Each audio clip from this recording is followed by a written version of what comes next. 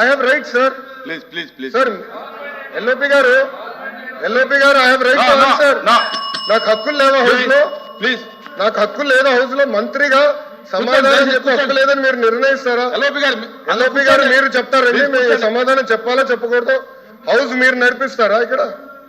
How are you dictating terms to me boss? Sir ఇది బాగాలేదు, మీరు నాకు టర్మ్స్ డిక్టేట్ చేయకూడదు.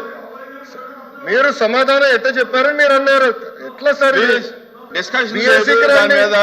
బిఎస్సీలో తీసుకోండి, మాట్లాడుకుని తప్ప. మీరు మంత్రిగా ఉన్నప్పుడు 4,000 కోట్లు బకాయిలు పెట్టిపోయి మీరు మమ్మల్ని అడిగితే ఎట్లా సార్?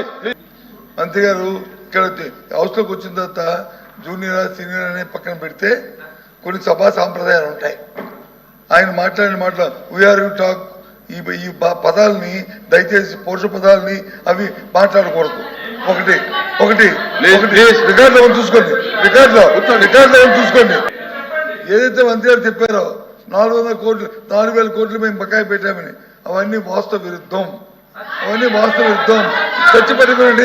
చర్చ మాట్లాడదాం. ప్రభుత్వం సిద్ధంగా ఉంటే గనక రేపు వాయిదా తీర్మానం ఇస్తే నేను మీరు ఎలా చేయమంటే ఎలా చేస్తాను. అజెండా మొత్తం వద్దా సార్? బిఎస్సీలో డిస్కషన్ వద్దా సార్? గౌరవ ఎల్ఓపి గారు, నేను చైర్మన్ గారు అన్పార్లమెంటరీ లాంగ్వేజ్ వాడానని చెప్తాం జరిగింది. ఆ వివరాలు ఏముందో చెప్పండి సార్.